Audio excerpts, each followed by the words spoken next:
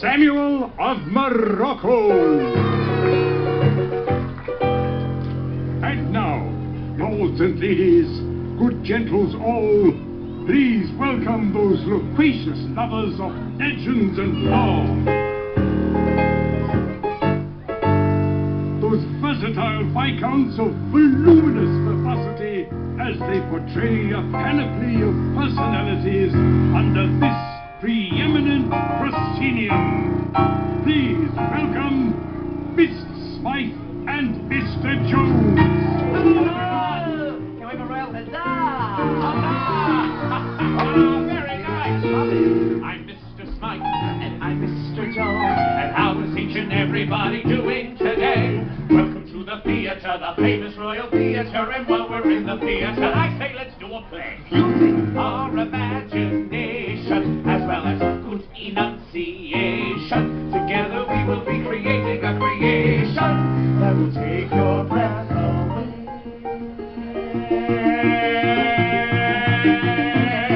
For all the world is a stage, my friend. Attend and hark if you've an ear to lend. We're gonna tell a tale with once upon a time at the start, and there's a happy ever after at the end. I say, Mr. Smythe. Yes, Mr. Jones. What story shall we play today? Today we shall render upon these boards an adventure most hair-raising. Oh, well said, Mr. Smythe. For today we shall tell the timeless tale of Tangled. It's a very special tale of a very special girl. She's full of hopes and dreams, a little something like you. And if she puts some work into it, makes her mind up to pursue it, she can make her wish come true. It may be awfully hard to do, but with imagination, some courage and determination, if she can conquer all her fears and trepidation, well then she just might make it through. For all the world is a stage, my friend. Attend and hark if you've an ear to lend. And here's one thing on which you can depend. We're gonna make a little magic if you all do your part. We will create a little fun full of courage and heart. We're gonna tell a tale with once upon a time at the start, and there's a happy ever after at the end. Happy ever after at the end. Thank you, lords and ladies, and welcome to the Royal Theater. To help us tell our tale today, we have two special guests. Two special guests? Yes. Who's on first? A young lady with golden locks. Goldilocks, there are 3 dancing bears! No, we don't have 3 dancing bears. Only 2? No. Just 1? No, there are no dancing bears. Lords and ladies, presenting Goldilocks and no dancing bears. Wait a minute. Well, maybe they could be the dancing bears. Look, back there, there's a papa, mama, and a baby. No, there's no dancing bears, no Goldilocks. But you just said a young lady with golden locks. Yes, Rapunzel. Rapunzel doesn't have any dancing bears. She's our first guest. Our first guest? Yes. Who's on second? That is the question. I can hardly wait. Lords and ladies, please help us welcome our first royal guest. The one. The only. The one and only. Rapunzel. Hi, everybody. Princess Rapunzel, we are honored to be in your presence today. And we're most delighted you've chosen to join us in a live performance of your story. It's my pleasure. After all, who better to tell us the story of Rapunzel than Rapunzel? This is going to be such an adventure. Now remember, we're here to assist you any way we can. Should you wish to know where to stand, we shall show you. Should you want to know what to say, we will tell you. Should you wish to recognize one of us for most outstanding performance by a player in a leading role, drama or comedy, we shall kneel before you in humble gratitude. I'm sure you'll both be wonderful. Very well then. Are you ready? Yes. Then let the play begin. Once upon a time, there was a radiant young lady named Rapunzel, who lived at the top of a tall, tall tower. From the time I was just a baby, my mother never allowed me to go outside. Each day as Rapunzel gazed out her tower window, she wondered when would her life begin. My dream was to see the floating lanterns that appeared in the night sky every year on my birthday. But today, just like every other day, Rapunzel's daydreams were interrupted by the sound of a familiar voice. Rapunzel! Mother Gothel? Let down your hair. Ooh, let me undo that for you. Wait a minute, wait a minute. You have no idea how long it takes to braid this. But of course. Stunt hair, please. Ooh, what's that? That is the theatrical representation of your hair. Oh, I love the theater. Rapunzel! A wide thing. Coming, Mother. Obediently, Rapunzel lowered her hair so that Mother Gothel could easily ascend the steep tower wall. Appleberry. Oh, thank you. It should be noted by all in attendance, Mother Gothel was not Rapunzel's real mother. That's right. I was kidnapped by Mother Gothel when I was just a baby. And why was Rapunzel kidnapped? Ooh, Mr. Jones. Because of her magic hair. Yes, which keeps Mother Gothel The fairest of them all. Rapunzel. Princess. Rapunzel, Mummy's feeling a bit run down. Why don't you let me brush your hair while Mr. Simon sings your magic song? Whenever I sing the magic song, my hair began to shimmer and glow. And when it glowed, it kept Mother Gothel young, with its special healing power. As Gothel brushed the enchanted hair, the years melted away. Like sands through the hourglass, thus were the days of our lives. Thank you, my dear. Oh. Thank you, my dear. Now go get me my mirror. You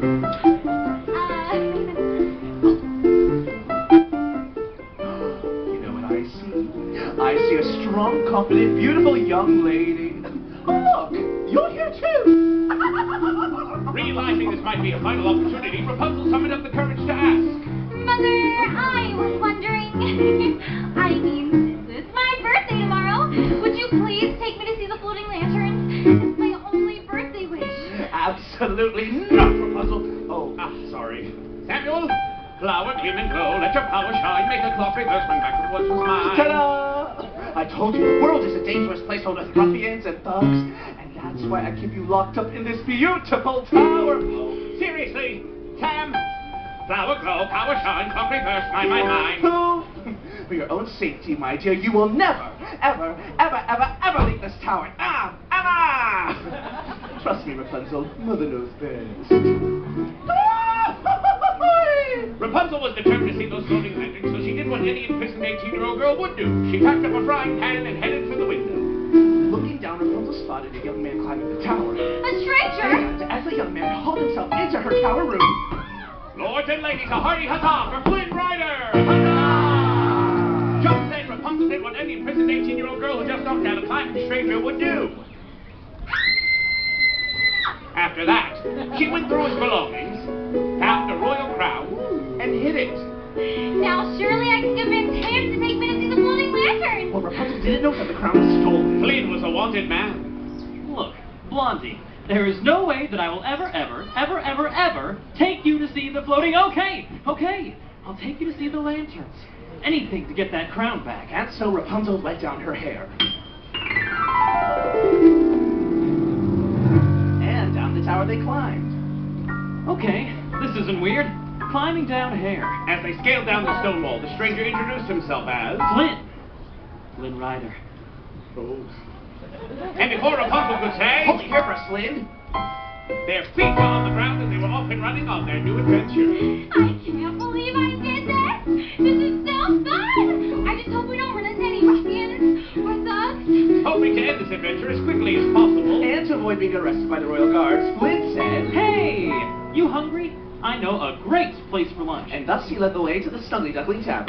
Which, as it turns out, was filled with ruffians and thugs. Wow, will you look at this bunch? This is a mean-looking bunch of ruffians and thugs. Oh, look at that guy. Never trust a guy with a mustache, especially a milk mustache. Oh, and don't be fooled by that princess disguise. I think I saw her on the kingdom's most wanted list. You know, I think it would be a whole lot safer if we just turned around and got you back home. What do you say, Blondie? Let's head back to the tower and get that crown, okay? Excuse me, are you Flynn Rider? Do I look like Flynn Rider? What do you think? Does he look like Flynn Rider? Open up! Get out! Give me back my stranger. I need him to take me to see the floating lanterns. It's my dream. Don't any of you have a dream? I had a dream once. I've got a dream. See, I ain't as cruel and vicious as I seem. Though I do like breaking femurs, you can count me with the dreamers. Like everybody else, I've got a dream. I've got a dream. Then take it away, little ruffian. I've got scars and lumps and bruises. There's something here that loses. And let's not even mention my complexion. But despite the extra toes and my glitter in my nose, I really like to make a love connection. He's got a dream.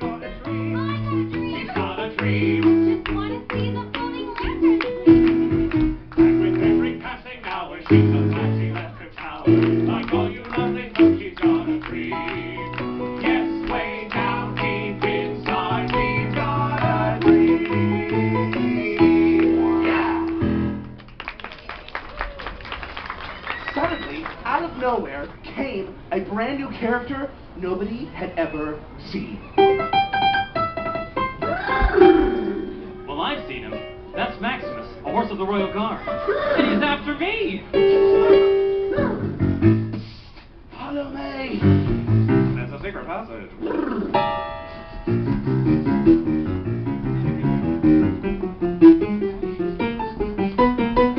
Run! They ran from Maximus with twisting, turning cave. Until at last we broke out into the sunlight, only to realize... We were standing on the edge of a precipitous cliff. A towering reservoir on one side. Oh, a deep chasm on the other. Thinking quickly, Rapunzel tossed her hair across the chasm and latched onto it. Would it be? Flynn, follow me! But it was too late. Flynn was trapped and Maximus was on him. Sword drawn. Seriously?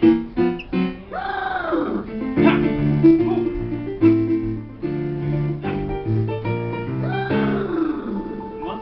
Sorry, I'm a little hoarse. Suddenly, from the split parry and breast, Maximus knocked the frying pan out of Flynn's hand. That's not good.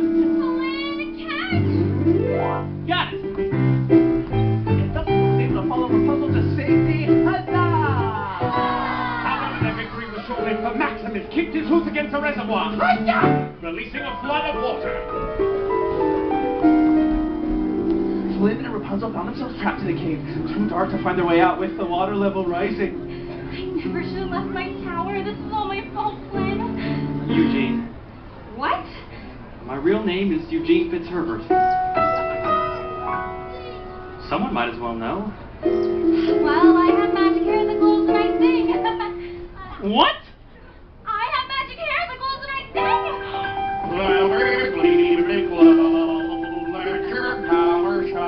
Rapunzel's hair illuminated the water with its magic light and led them out of the cave. Huzzah! Towards, ladies, the backside of water.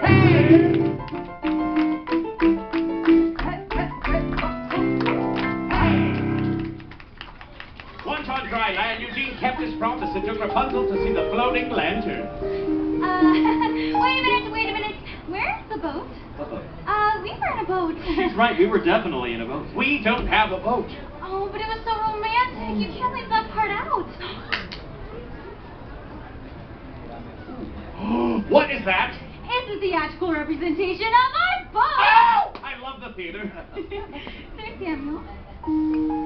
Every year on this day, the king and queen release the lanterns in honor of their lost daughter. They're so beautiful. And as the sky filled with the lantern's warm glow, I realized. I was falling in love. and at last I see the light, and it's like the fog has lifted. And at last I see the light, and it's like the sky is new. And it's warm and real and bright, and the world has somehow shifted. All at once, everything is different now that I see you. Now that I see you.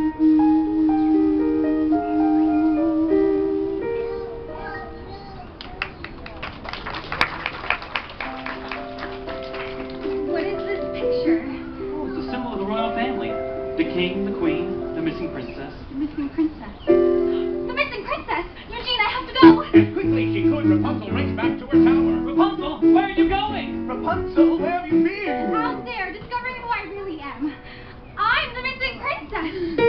Huzzah! Well, bravo, you figured it out. But you and your magic hair aren't going anywhere. You'll stay right here and keeping me the fairest of them all. Rapunzel, Eugene! I've discovered who you really are. Ah! Eugene fell to the floor. He's dying! Well, that's the circle of life, my dear. Now, come along. Where are we going? Whatever will ever find you again. We can't let him We die! can't let him live and expose our secret. Please, please let me heal him and I'll go away with you forever. I promise. Knowing that Rapunzel never broke a promise, Mother Gothel agreed to allow her this final act of kindness. I can't let you do this. I can't let you die. But if you do this, You will die. And with his last bit of strength, Eugene grabbed Gold's knife and cut Rapunzel's hair. My golden hair is suddenly lost to all its magic. Causing Mother Gothel to wither into a shrieking old hag. Accursed brat! Seest what thou hast done! Oh, for I melt, 'tis not a bit of fun! No! What a world, what a world! What a small world after...